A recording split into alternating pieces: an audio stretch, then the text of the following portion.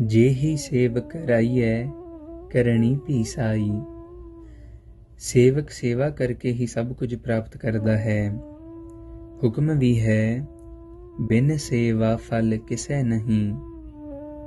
सेवा ਦਾ ਫਲ ਪ੍ਰਾਪਤ ਕਰਕੇ ਸਿੱਖਾਂ ਸੇਵਕਾਂ ਨੇ ਸੇਵਾ ਕਰਨ ਕਰਵਾਉਣ ਵੱਲੋਂ ਕਦੇ ਮੋਢਾ ਨਹੀਂ ਫੇਰਿਆ। ਜਿਵੇਂ ਸੰਤ ਬਹਾਲ ਦਾਸ ਜੀ ਜੱਸੀ ਪੌ ਵਾਲੇ ਅਤੇ ਸੰਤ ਧੰਨਾ ਭਾਈ ਰੂਪੇ ਵਾਲੇ ਸੇਵਾ ਵਿੱਚ ਆਪਣੇ ਆਪਣੇ ਅਸਥਾਨਾਂ ਉੱਤੇ ਬੈਠੇ ਹੋਏ ਹੀ ਸੇਵਾ ਵੱਲੋਂ ਕਦੇ ਵੀ ਅਵਿਸਲੇ ਨਹੀਂ ਹੋਏ ਸਨ। ਇਸ ਜਗ੍ਹਾ ਇੱਕ ਪ੍ਰਸੰਗ ਸੰਤ ਧੰਨਾ ਜੀ ਦਾ ਸੇਵਾ ਕਰਾਉਣ ਦਾ ਲਿਖ ਦੇਣਾ ਠੀਕ ਰਹੇਗਾ। ਜਿਹੜਾ ਭਾਈ ਰੂਪੇ ਨਗਰ ਵਿੱਚ ਰਹਿਣ ਵਾਲੇ ਬਜ਼ੁਰਗ ਭਾਈ ਨਿੱਕਾ ਸਿੰਘ ਪਾਸੋਂ ਪ੍ਰਾਪਤ ਹੋਇਆ। ਭਾਈ ਸਰੂਪ ਸਿੰਘ, ਭਾਈ ਨਰੈਣ ਸਿੰਘ, ਭਾਈ ਨਿੱਕਾ ਸਿੰਘ ਅਤੇ ਚੌਥਾ ਭਾਈ ਸਰਮੁਖ ਸਿੰਘ ਕਾਂਗੜ ਤੋਂ, ਉਹ ਵੀ ਇਹਨਾਂ ਨਾਲ ਸੀ। ਨਿੱਕਾ ਸਿੰਘ ਦੀ ਉਮਰ ਅਜੇ ਛੋਟੀ ਹੀ ਸੀ। ਸੰਤ ਧੰਨਾ ਜੀ ਦੇ ਹੁਕਮ ਅਨੁਸਾਰ ਦੁੱਧ ਲੈ ਕੇ ਭੁੱਚੋ ਪਹੁੰਚੇ।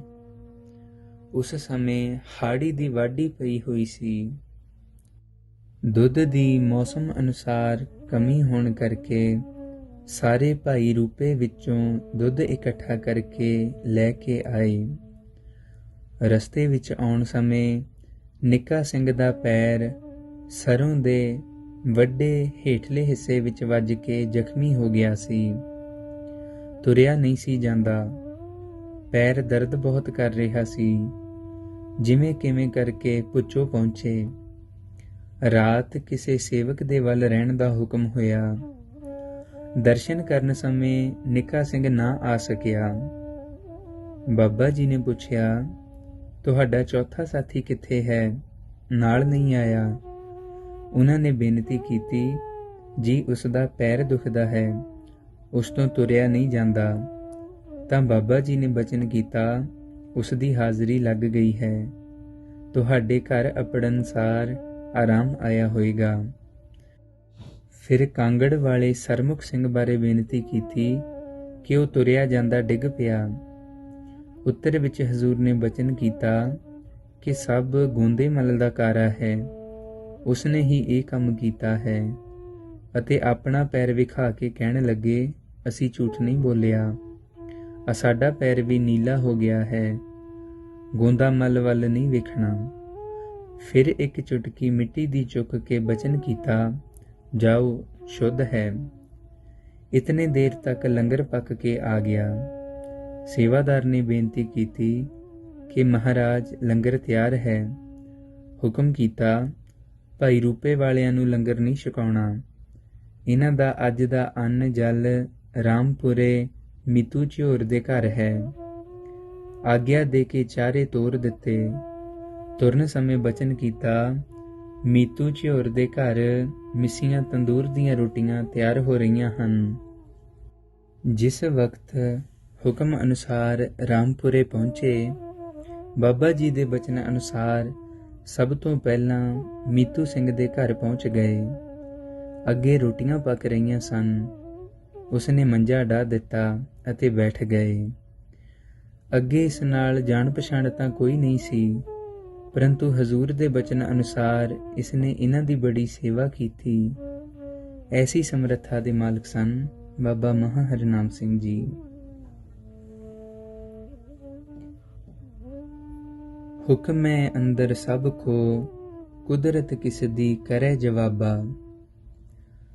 ਨਵਾਂ ਪਿੰਡ ਸ਼੍ਰੀ ਦਮਦਮਾ ਸਾਹਿਬ ਜੀ ਦੇ ਨਜ਼ਦੀਕ ਹੈ। ਜ਼ਿਲ੍ਹਾ ਬਠਿੰਡਾ ਵਿੱਚ ਇੱਕ ਪ੍ਰੇਮੀ ਕਾਲੂ ਨਾਥ ਨਥਾਣੇ ਵਾਲਿਆਂ ਦਾ ਸ਼ਰਧਾਲੂ ਸੀ। ਉਹ ਹਰ ਬਰਸ ਕਾਲੂ ਨਾਥ ਦੇ ਸਥਾਨ ਦੀ ਯਾਤਰਾ ਵਾਸਤੇ ਨਥਾਣੇ ਆਇਆ ਕਰਦਾ ਸੀ। ਇੱਕ ਵਾਰ ਉਹ ਆਪਣੇ ਪਿੰਡ ਤੋਂ ਹੁੰਦੇ ਹੋਇਆਂ ਰਸਤੇ ਵਿੱਚ ਭੁੱਚੋ ਵਿਖੇ ਪੁੱਜਿਆ।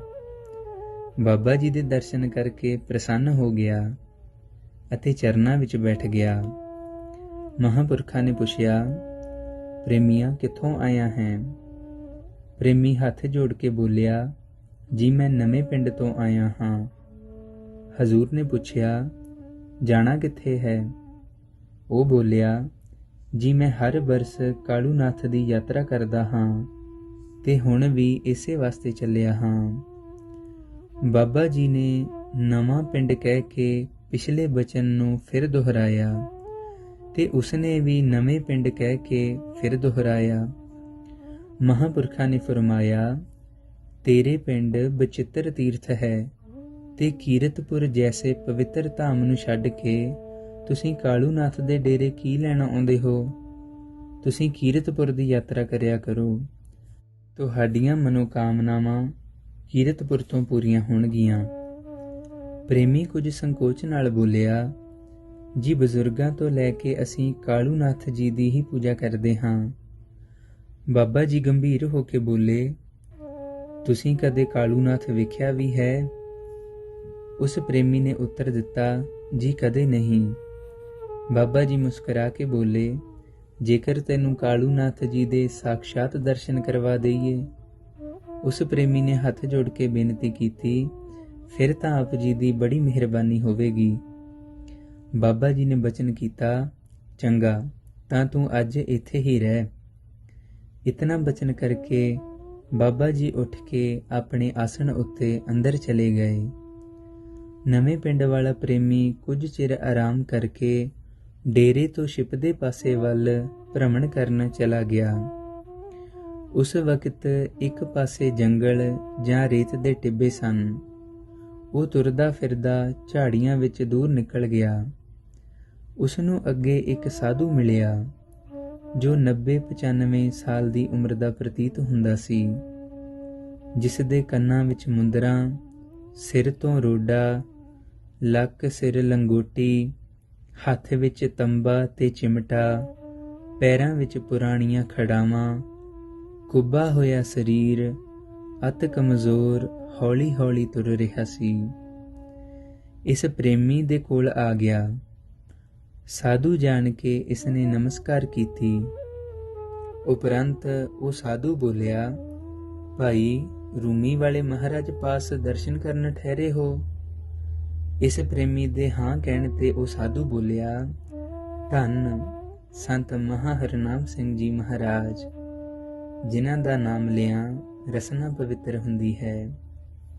ਇਤਨਾ ਕੁਝ ਕਹਿ ਕੇ ਉਹ ਸਾਧੂ ਅੱਗੇ ਨੂੰ ਤੁਰ ਗਿਆ ਅਤੇ ਨਵੇਂ ਪਿੰਡ ਵਾਲਾ ਪ੍ਰੇਮੀ ਵਾਪਸ ਡੇਰੇ ਆ ਗਿਆ।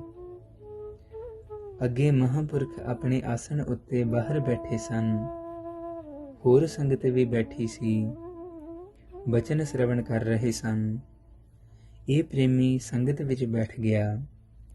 ਕਾਫੀ ਸਮੇਂ ਤੋਂ ਬਾਅਦ ਮਹਾਂਪੁਰਖਾਂ ਨੇ ਨਵੇਂ ਪਿੰਡ ਵਾਲੇ ਪ੍ਰੇਮੀ ਨੂੰ ਸੰਬੋਧਨ ਕਰਕੇ ਪੁੱਛਿਆ, ਕਿਉਂ ਭਾਈ ਕਾਲੂ ਨਾਥ ਦੇ ਦਰਸ਼ਨ ਕੀਤੇ? ਨਵੇਂ ਪਿੰਡ ਵਾਲਾ ਪ੍ਰੇਮੀ ਹੱਥ ਜੋੜ ਕੇ ਬੋਲਿਆ, ਜੀ ਅਜੇ ਨਹੀਂ। ਮਹਾਂਪੁਰਖਾਂ ਨੇ ਫਰਮਾਇਆ, ਭਾਈ ਦਰਸ਼ਨ ਤਾਂ ਹੋਏ ਹਨ।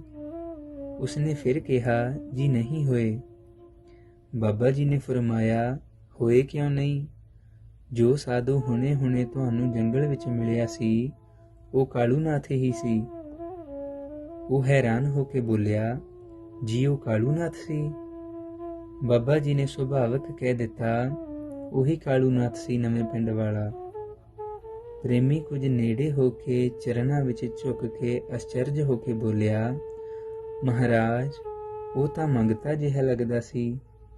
ਮੈਂ ਸਮਝਦਾ ਸੀ ਕਾਲੂ ਨਾਥ ਬੜਾ ਰਿਸ਼ਟ ਪੁਸ਼ਟ ਚਮਤਕਾਰੀ ਸੋਹਣਾ ਪੁਰਖ ਹੋਵੇਗਾ, ਜਿਸ ਦੇ ਵੱਲ ਅਸੀਂ ਵੇਖ ਵੀ ਨਹੀਂ ਸਕਾਂਗੇ, ਪਰ ਇਹ ਤਾਂ ਸਧਾਰਨ ਗਰੀਬ ਜਿਹਾ ਸੰਤ ਸੀ। ਉਪਰੰਤ ਬਾਬਾ ਜੀ ਨੇ ਉੱਤਰ ਦਿੱਤਾ, ਭਾਈ ਸੰਤ ਤਾਂ ਗਰੀਬ ਜਿਹੇ ਹੀ ਹੁੰਦੇ ਹਨ। ਉਸ ਪ੍ਰੇਮੀ ਨੇ ਕਿਹਾ, ਜੀ ਮੇਰੇ ਉੱਪਰ ਉਸ ਦਾ ਕੋਈ ਅਸਰ ਨਹੀਂ ਹੋਇਆ।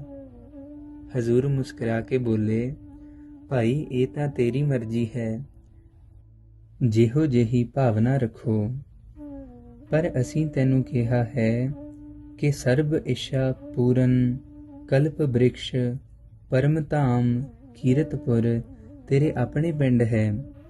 ਉੱਥੇ ਹਾਜ਼ਰੀ ਭਰਿਆ ਕਰੋ, ਤੁਹਾਨੂੰ ਭੋਗ ਮੋਖ ਸਰਬ ਪਦਾਰਥ ਪ੍ਰਾਪਤ ਹੋਣਗੇ। ਉਹ ਪ੍ਰੇਮੀ ਬਾਬਾ ਜੀ ਦਾ ਧੰਨਵਾਦ ਕਰਕੇ, ਬਚਨ ਮੰਨਦਾ ਹੋਇਆ ਵਾਪਸ ਨਵੇਂ ਪਿੰਡ ਚਲਾ ਗਿਆ। ਉਹ ਸਾਰਾ ਪਰਿਵਾਰ ਹੀ ਅੱਗੇ ਤੋਂ ਕੀਰਤਪੁਰ ਦਾ ਸ਼ਰਧਾਲੂ ਬਣ ਗਿਆ, ਹੁਣ ਤੱਕ ਸੇਵਾ ਕਰ ਰਿਹਾ ਹੈ।